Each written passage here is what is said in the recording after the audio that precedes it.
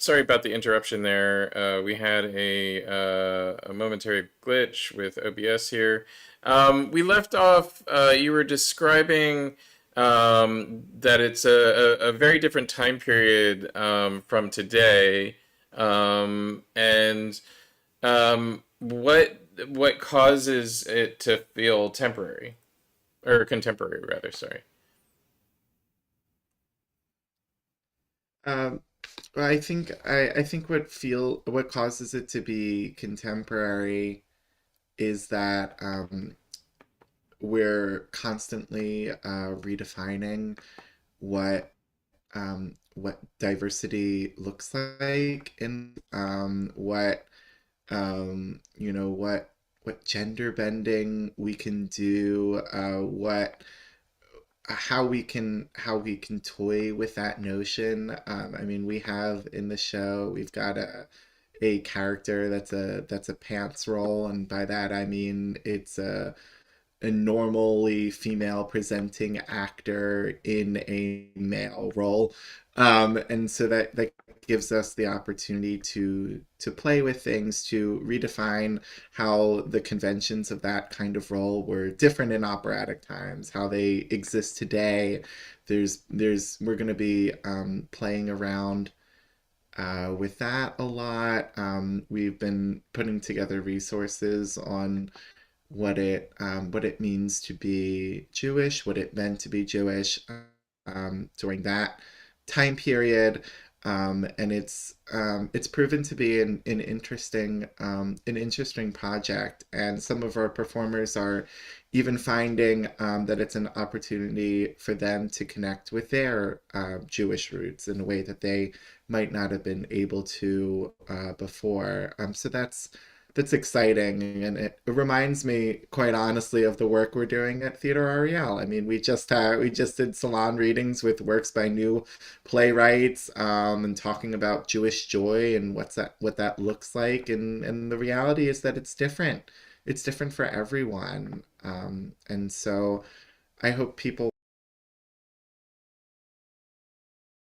Okay, sorry again for the break in the transmission there, folks. We left off, you were saying it's different for everyone, and you hope that people watching the show interpret it from, and you got cut off there, and you should be able to pick it up from there.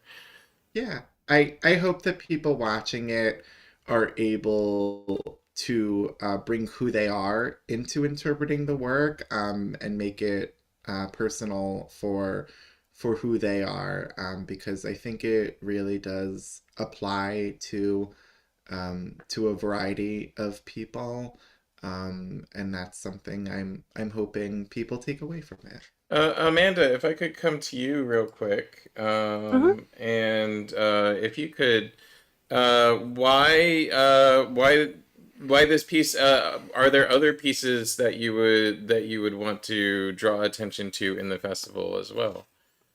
Yeah, yeah. I also do just want to speak on an earlier statement, speaking to like how different that time period is from now. I actually disagree as part of this reason for this selection process. If we look at the events leading up to the Spanish Inquisition and just cultural context, prior to this, Spain was in this extremely eclectically mixed, diverse culture setting.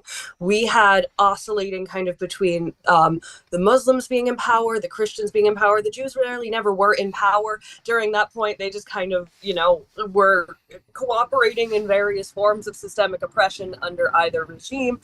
However, under large parts of this, there was this cultural blending. You're seeing this a lot in the art, in the architecture, and then suddenly, not so suddenly, through this very oppressive leadership, all the DEI was overturned, and essentially everyone became homogenized, either pseudo willingly or forcibly, and that led to also, coming out. I think we're just a little bit past the bubonic plague, so there's also some other anxieties there. There's new rationales, I believe through Caliban and the Witch. I might be getting my years wrong, but suddenly there are new pressures for hierarchy of men over women that were not really there before. Certain tensions have been relaxed. So, which caused a lot of domestic harms, which caused a lot of personal harms. And some speculate that was also a method of the ruling class to subjugate the lower class by causing infighting and by causing ways of people to hate each other and become financially anxious, which allowed a lot of legislation to just kind of slip through there. So, really nothing at all like today. I just really wanted to emphasize that. But so in saying that, a lot of the pieces that spoke to us for this year were ones that are not hiding from a feeling of presence, a feeling of need for community, of need for attention, of need for call to action. Drew's piece is part of the Songs and Scenes Cabaret, which consists actually of 5 15-minute excerpts from different musicals. So in that, we also have This Side of the Door by Ash, which is a song cycle on the queer and trans experience, how it is not monolithic, how each individual trans person has an experience that, they can speak to that will have similarities to other trans people, but really is unique unto itself as well. We have Cassandra, which is a Greek mythology retelling. I love those. But in this case, it is reframing set in a very not quite Americana punk rock world where as the daughter of a Republican president, this woman is trying very hard to figure out how to do the right thing and be an advocate while also still being in a privileged position, and also with no one believing her, part because woman, part because in a punk rock band, and part because she's cursed with this gift of prophecy that no one will believe, a la the Greek myth. We have Ink and Paint, which is the story of the women artists in Disney in the early years. And then our fuller pieces, we have this show, Brace Yourself, a Musical Apocalypse, is about a girl who is scheduled to get her braces off the day the world ends. I believe it is an asteroid strikes into Earth and everything is destroyed, including the orthodontist. But she is doggedly determined to still get her braces off because she believes that you can go back to normal. And it's actually, this whole piece was written with the pandemic in mind. But since this idea of people refusing to cope with grief and an insistence on things will just revert. And the knowledge that you have to move forward, you have to rework, you have to take account of who's still with you and who still stands with you and cares about you. So a lot of these pieces, and then there's also Earth Icon, which is a singing competition as climate change threatens to take over everything. It's people advocating for don't burn the earth down, please. So, really subtle messaging at this festival. Really subtle messaging in our color palette this year for our logo that Shreya designed. I think at a time right now when people are being pressured to comply, either explicitly or implicitly, with the dominant ruling forces of present, I think, art is a very powerful way that we can show not only resistance and opposition, but we can also, show togetherness and actually use the practices of play and creativity and communication to fight against the idea of perfection and content churning and this, all of these things that kind of fascism loves to cannibalize. Do where does, well, first I want to ask you to drop the normal where can people see this, where is it taking place, when is it taking place, etc. Okay, so we are doing this at the Media Theater under new management, in the Crystal Room, which is their upstairs space, and that is going to be the Songs and Scenes Cabaret on April 11th in the evening. Then on April 12th, we have a matinee reading. They're all staged readings, so it's, you know, you're not seeing costumes and sets. You're seeing the work as it is. That's April 12th in the matinee time because it's a children's show. And that, excuse me. And the last two pieces are going to be on the 13th. One in the afternoon, one in the evening. This is a pay what you can event because we want to make sure that access is a possibility. So you could come in and just see all these shows for free. But if you have the means and you want to, you know, purchase a ticket, if you want to drop money in a donation jar, that's great. That's really appreciated. That's very helpful. We are also, because of all the things, gestures of the world, we are requiring masks for audience. We are going to have air filters. We just want to make sure that this is an accessible space for people of all abilities and all desires. Yes, please support the actors. This is a volunteer program essentially. So everyone here is doing it for the love of the game. We've been able to scrounge together a transportation stipend to help some people with gas, and we're doing a carpool, but really, you know, this is a desire to want to play and want to work, and any way that we can make people's lives easier who want to play and dream and imagine would be super duper cool. But yes, there's the ticketing link that I think I sent y'all earlier today. But also you can just show up. You can go to media on April 11th, 12th, 13th, and we will welcome you. No ticket required. Um, uh, just so you know, Drew, you don't you can jump in at any time. Your audio is still on. It's just I have to switch cameras, so feel free to jump in if there's anything you need to say. Um, Yeah. but I wanted to segue into topics of the day. And I think a couple of things that you said, non-ironically, do fit into topics of the day. So yeah, and as I said, Drew, if you start talking, I'll switch cameras to you. So you know, feel free to just jump in at any time. Mayor Bowser, the mayor of DC, already has work crews taking apart the Black Lives Matter Plaza, which was decorated and established as a specific name change by the City Council of DC. Shortly after the George Floyd protests began happening. And the Trump administration, the executive power of the United States, stated that he was going to remove all funding from DC unless they removed Black Lives Matter Plaza. I mean, I find this fascinating as a person who, you know, does art and the arts in a city that is, you know, very liberal in a time when the national politics are controlled by people who are, for lack of a better word, fascist. You know, I don't know when and or how this will come around to affecting Philadelphia.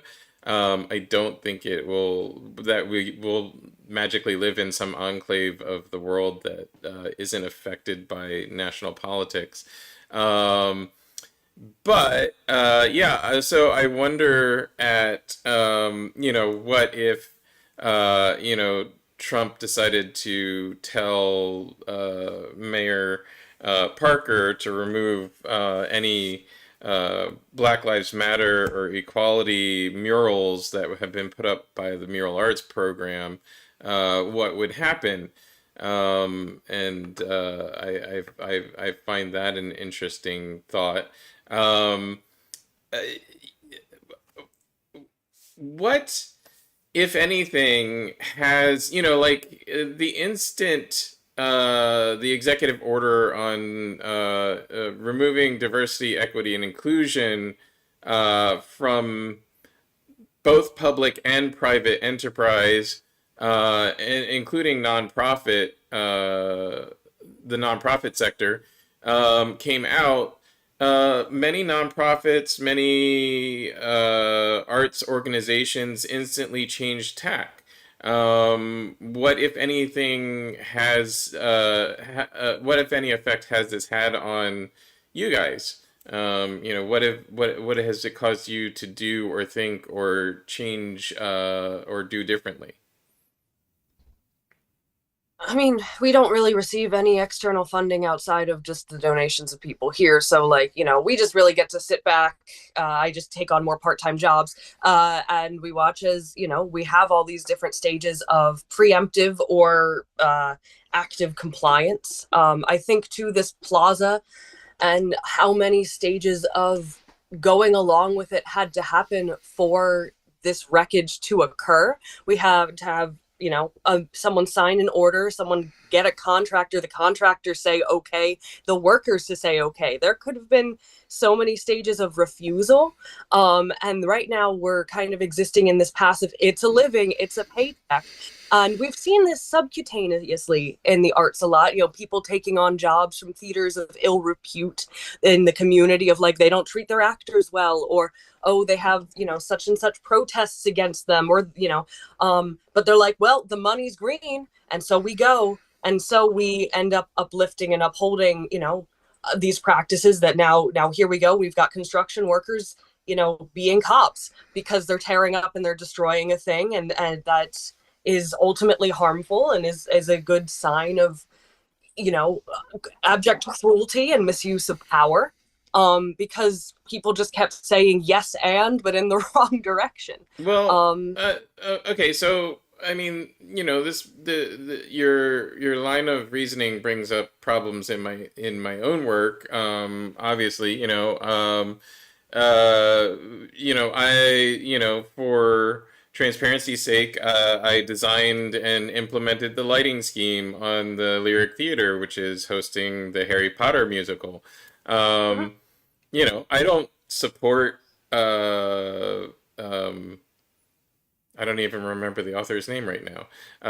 She, J.K. Yeah, Rowling. J.K. Rowling. I don't sure. support J.K. Rowling or her anti-trans efforts, Mhm. but I'm more than happy to take her money to maintain the sign.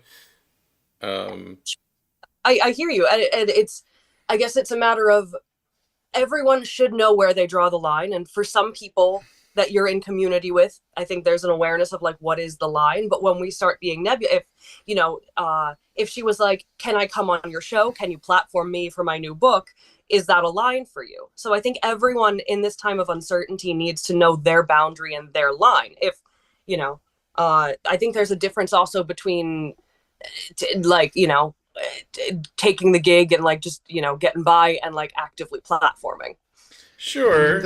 Oh, go ahead. the threatening of public and federal funding is something that I think a lot of arts organizations are dealing with now. I've been observing it from a national and standpoint with community theaters across the country who are so reliant on federal funding, and with the recent hand down that you're ineligible to receive funding if you have a DEI statement on your website. It sets theaters up to be in a very dangerous position. Do you keep the statement and take the funding with risk of of being rooted out, which may really destroy your organization's funding, and without that funding they can't compete? Do you remove your statement, take the money, and continue to operate? And I know there was a Facebook post in a local theater group that was saying, should we shame theater groups for removing DEI statements, because theater is supposed to be a place that is inclusive, that is a community of like-minded people. And it's there's no easy answer, unfortunately. I recently stage managed a production of Kinky Boots at the Ritz, and we were in South Jersey. We were so grateful to have a creative team that represented the show's interests demographically. That we had Vinchell, who's a professional drag performer in Philadelphia, was our Lola. In one of our angels, we had we had a trans person, and it was just such a beautiful and authentic celebration of what the show stood for. And that's what I fear in this age, is that a lot of theaters may turn to whitewashing productions again, to choosing shows that don't feature people of color, or fear of reprisal because of the DEI statements. And so I think it's something that we have to be aware of. And as theater makers, I think it's so important that we are continuing to produce works that reflect different voices, so that that continues to be out in the world. So, um,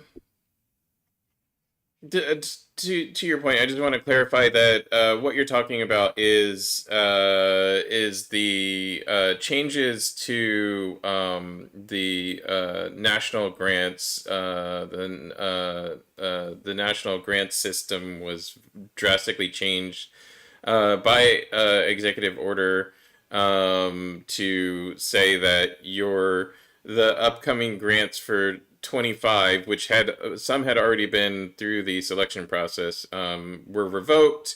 They were going to select all new awardees, and that the awards would only go to programs. Not only did they say that they wouldn't go to programs that had anything to do with diversity, equity, and inclusion efforts, but also that the programming had to be in support of, if I recall, the Declaration of Independence.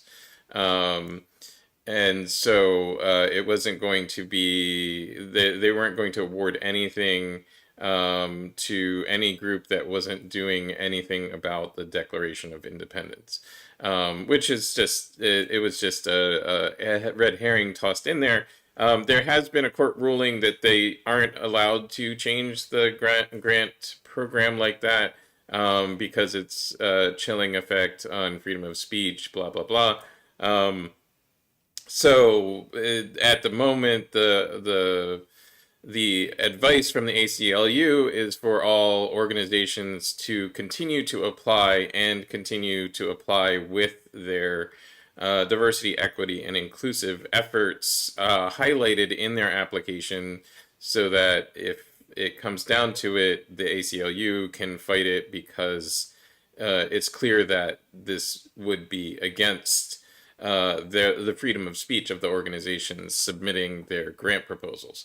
That being said, I personally, instantly, as soon as the anti-DEI executive order came out, and I read the fact that they were going to look for, or they were ordering the AG to look for examples of organizations that were continuing DEI efforts, made a public statement that I was going to continue my DEI efforts. I mean, it's why I founded this company. But I don't know. Yeah, should we shame? I don't know. Is boycotting Target tantamount to terrorism, or what was that called? This ties into Donald Trump and the Tesla sales. Tesla sales worldwide have tanked over the last couple of weeks, really. Day by day, we keep getting more and more reports of Tesla sales numbers year over year falling off by 50, 60, 80, 75%. Depends on the country, depends where you're talking about. Even in the US, Tesla sales are off. And Tesla shares have plummeted. I made a little Tesla stock ticker, but I don't want to bring it up right now because OBS is being unstable. But if you look up Tesla's stock ticker, that's TLSA. Right now on the day we're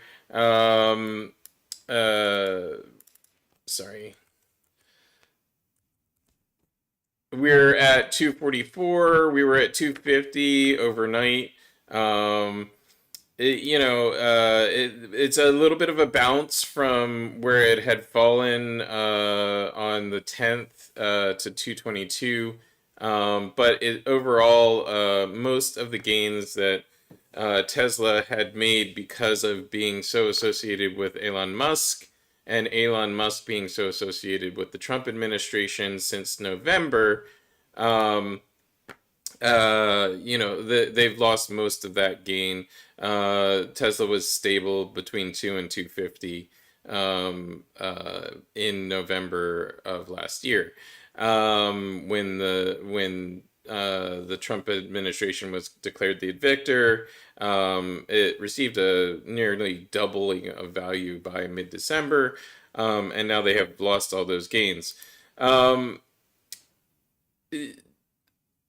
Trump has tweeted and also has declared on live on camera that he's going to go after people that are protesting Tesla, and declared in a tweet that people trying to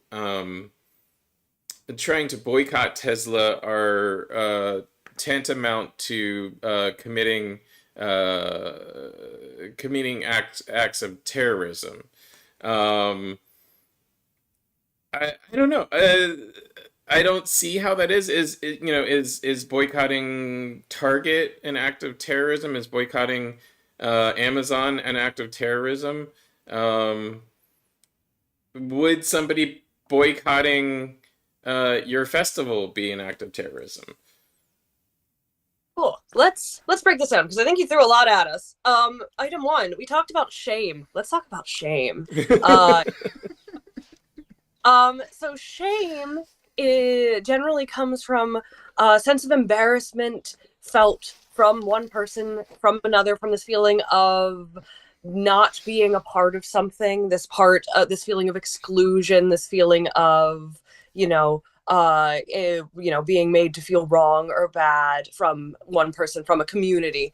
And I think, in the world of like, how do we approach that with the arts? I feel like it's complicated because, are we shaming individuals? Are we shaming industries? And how are we going about doing that? On the other hand, with Tesla, I have developed a wonderful game, because I have in my backpack in school supplies, because I do some teaching, some stickers that say, "Hello, my name is." And if I find a Cybertruck parked anywhere, I write, "Hello, my name is Loser," or "Hello, my name is Cringe," or dork, and I stick it on the Cybertruck. If someone is like in a Cybertruck and I happen to pass by them, I love rolling down the window and going, "Ew, that's so embarrassing." Largely because the image and identity tied to this object is connected to one of pride. And pride and shame kind of exist in the same space. And as they say in Avatar: The Last Airbender, humility is the only cure for either. This idea of shaming an individual and kind of showing you are not with us is on sometimes fun, but sometimes a complicated thing.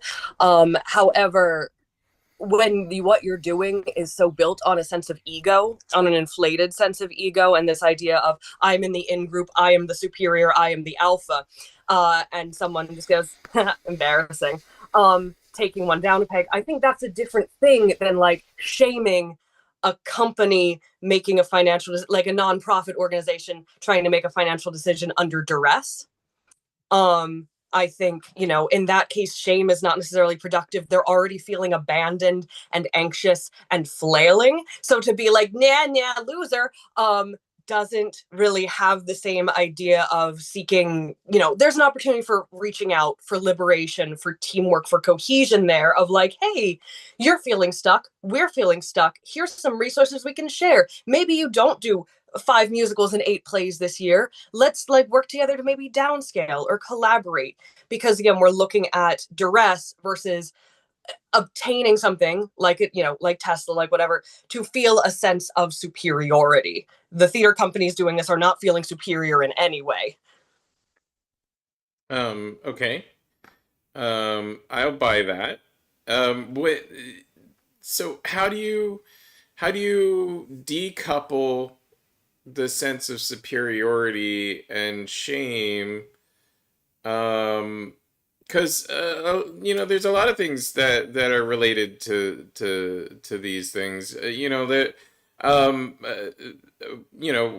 had you and I have had conversations where I've started out with, please don't use leftist jargon, because I don't instantly understand it. Like, I'm not steeped in leftist jargon, so I can't access it, and I can't access the conversation. Then I can't get what you're getting at without asking for a lot of definitions. So how do we? But that at some point, so, not necessarily you, but the global you that uses jargony language when talking about a specific subject might be using it to place themselves in that sense of superiority. How do we decouple, the response to, say, fascism, which is also in search of a sense of superiority, from the providing that shame, or providing or experiencing its own sense of superiority? I think emotionally, we need to decouple a lot of things that have been pressed into us as values with the idea of being right. Like being correct, being certain, being punctual, being perfect, being, this idea of a carefully curated lifestyle is fascism. It's this idea of fitting yourself into a tiny box and holding your position, and anything that gets into that box is opposition on the perfectness. It is, constantly micro correcting. So once we admit that we are not certain, once we learn to figure out that we are not perfect, that we are not sure, that we are figuring it out, I think, and we take away the need to be right with the need to be trying, the need to be like frank about what we're lacking, to point to the lack, to point to the mystery, to point to the mess and go, what do we do? And be vulnerable. I think that's a big thing that, like, largely anyone who wants to participate in spaces where they want to onboard other people, bring other people in, like, we need to admit, like, we don't know what the fuck we're doing. What do you know? What do I know? How do we help each other? Instead of, trying to win the Twitter argument. I think once we stop trying to win and start trying to care, I think it's gonna at least get us to a different place. Thank you for letting me talk so much today. By the way, I think I drank too much coffee before coffee chat. No, I am happy to allow people to talk and platform them.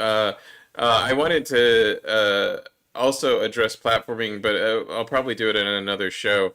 Like, one of the other main reasons that I do this show in the first place is because I think that everybody in the arts in Philadelphia, anybody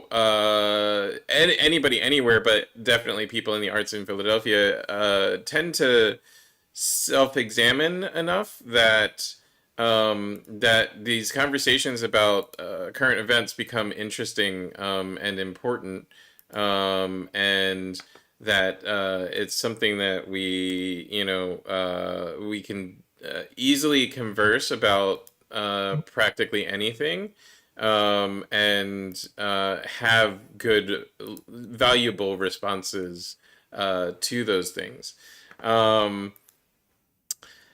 Talking about the certainty of being right, and the need to help people. How do we make sure, though, that that desire is being channeled in a way that is truly helpful versus so I grew up with Christian Christianity all around me. Uh, the dogma of Christianity plays into that the social narrative of we need to help our fellow man, um, regardless of what the actual actions are of any given pastor or group. The dogma plays into I care about my brothers and sisters, therefore I need to make sure that they don't end up in hell. Um, so I think that unfortunately sometimes when we decouple um, correct being correct from being helpful, we get results like the two gender I forget what it's called right at this second. I 1 second, I'll pull it up, but in Philadelphia, or in Pennsylvania rather, there's the Two Gender Protection Act. This is substantially similar to a bill passed in Kentucky last year that was sidelined by the courts. And it's being sponsored by Doug Mastriano, who ran as a Republican for the governor of Pennsylvania, and did so poorly that he shouldn't have continued to be in politics, or at least in an older time, in my opinion, he wouldn't have been in politics anymore because it was very embarrassing. Um, but he's brought this bill to the floor of the state house. It's in committee now, and if he can get it past the other members of his committee, it'll be brought up for a vote on the floor of the house. Um, it, of course, it's titled to Gender Protection Act because Republicans have a really good way of misnaming things so that they don't sound as evil as they are. It's essentially an anti-trans bill that defines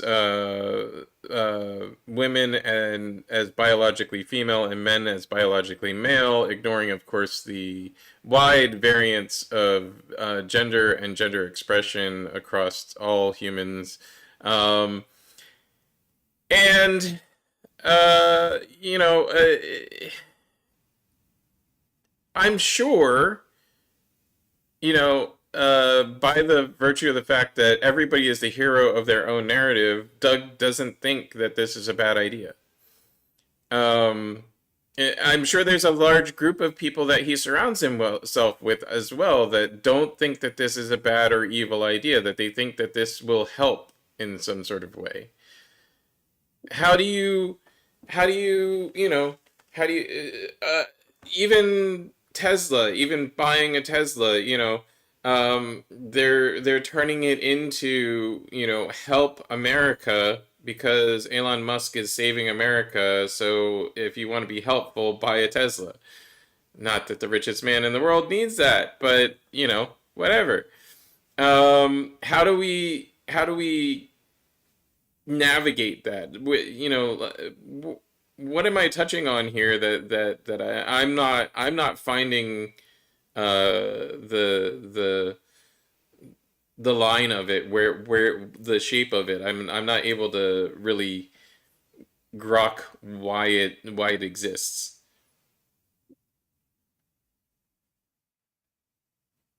Yeah, no, I think help and helpfulness uh is, a thing that's very easy to lose sight of, like, the idea of needing to be wanting to be the person that you think other people need you to be, instead of coming at things as a whole human. I think all of us end up being guilty of that, of like, I need to be the leader now, or I need to be the tough guy, or I need to be, the support for my family, as opposed to being, I'm stuck and I'm lost and I'm scared.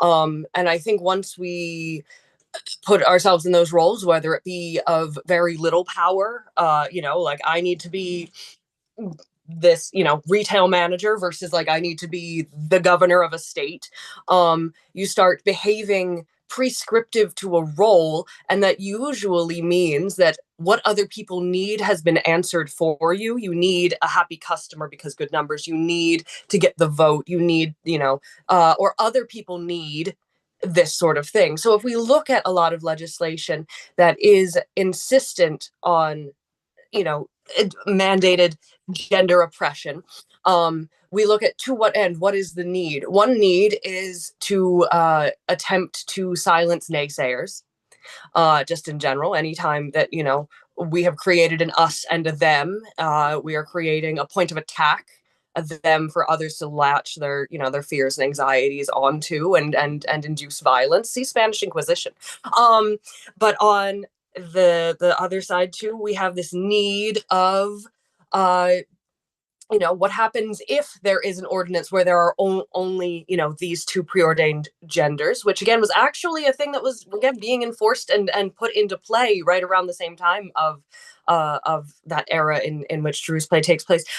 We have the tie into, we're maintaining a subjugation. It is not just men and women, and all the implications that socially maleness and femaleness have been constructed in our white supremacist society. So we are implying that there are only two genders, and one must be subjugated, thus be a homemaker, must be a child breeder, and the other one must be cannon fodder, must be a laborer, must be put into this kind of meat grinder of, both, in both cases, bodies in service of labor, because these things aren't applying to the rich. These things are not applying to the people who are controlling this legislation. It is for the people who are being turned, like in the Matrix, into the human battery, is what, most of the people who are up there. So yes, they are doing the right thing for their purposes, for their agenda, for the role that they are playing. They are correct because their outcomes are so, looking back at the Christian idea of putting yourself in such a non-hell box that you feel compelled to put other people in a non-hell box too. It's a similar thing of like, you're not asking the other person, hey, what do you need? You seem stuck. I don't know how to help you. How do I help you? You're saying, I know exactly how to help you. Get in this box. Put the box on. The box is good. Live in the box. Nothing else. No, I don't want you to get hurt. So I am mandating that anything outside of this box is bad. And those people who are already resisting the box, we'll shoot them. Don't worry. Okay, but that can be 180'd. Tell me more.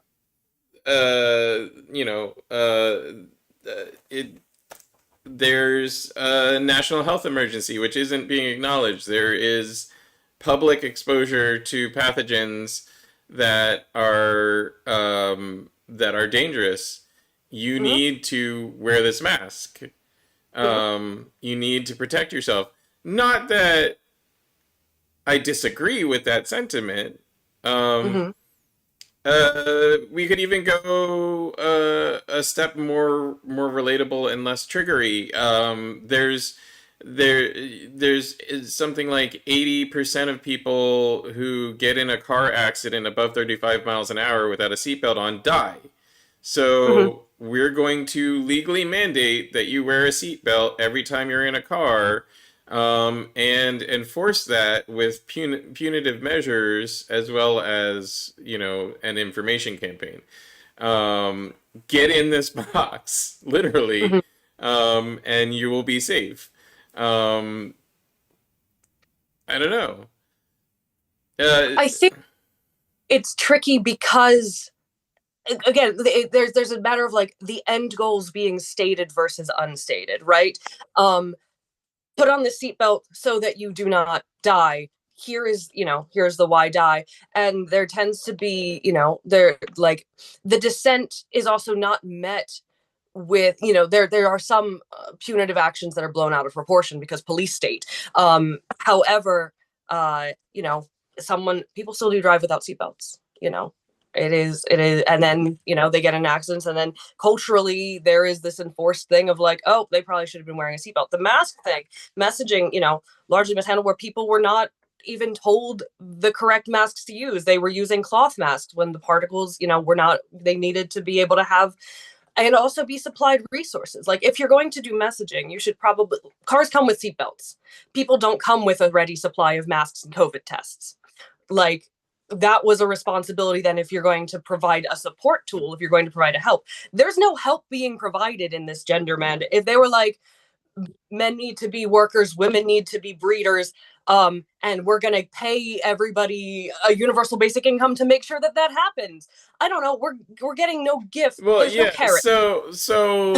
I mean that argument is accurate. I think that a lot of people would be less repulsed by the ideas of Christo nationalism, Christo fascism if it at the same time as purporting to care about children actually provided the resources to care for children, instead of approaching it as individualism, radical individualism as it does. But I think that's where Christo-fascism falls off the rails, and differs from the roots of it, in a caring society, which Christianity ostensibly originally was, and probably to a realistic extent was a pretty caring way of establishing a society. Otherwise, it wouldn't have been as successful as it has been over the last 2 millennia. All that being said, it's 11:04. I want to honor your time, and thank you for being on today. Is there any last thoughts that you have? I wanna just toss in there that the Trump administration has recently rolled back protections for a number of national monuments and wild areas, and uh, yeah, as I posted last night, somebody might want to start a bail fund for me because this is an area with which I get passionate enough to actually have action, as opposed to just being a provider of platform, which is an action in and of itself. But yeah, I'm kind of all for the Greenpeace kind of thing when it comes to this. And so I don't know what the solution is here other than removing Trump from office before damage can be truly done, and putting somebody into office that can literally, with the stroke of a pen, reverse every damaging thing he did to the environment. But yeah, we need to set up some stronger guardrails around what good efforts are made by the executive power in this country. Any last thoughts, Amanda? Oppression will never give you the tools to care for yourself, only the tools to burn down your neighbor's house. Last thoughts, Drew. I think it's just really important to consider supporting the arts, to consider creating art, to recognizing that different points of view are valid and that they represent and they come from a place of authenticity, and that we should take a moment to look at the situation from their perspective instead of our assumed knowledge of how their life works. I think it's really important to acknowledge that we may not be the experts on everything, and that the knowledge we're getting through through TV, through film, through newspapers, through whatever, may not be accurate. And until you go out and speak to the people who are directly being affected by it, you just have no way. And then once you are course corrected, spread the gospel, correct other people, be a part of the positive change that this society really needs right now. Thank you. I'm going to try and bring all three of us up on screen at the same time. Let's see if it works and doesn't crash this browser. But before I do that, I just want to thank everybody for joining us today. The links to the topics that we were talking about are in the comments. Please like, share, subscribe. Those things really do actually push this out a lot more, and the more you comment, actually, also pushes this show out more to more people. So please do watch us live. We'll be live again, not next Wednesday because I'll be out of town, but the Wednesday after. And we'll have some great new guests for you. And then please feel free to watch in replay until then. This goes live with replay as soon as we end the show. So thank you to my guests. Thank you, Drew. Thank you, Amanda. Hopefully you had a good time. And we'll be back again in 2 weeks, hopefully with a little bit more stable of a version of OBS that won't crash 3 or 4 times during the show. Anyway, thanks for watching, everybody, and have a great rest of your week.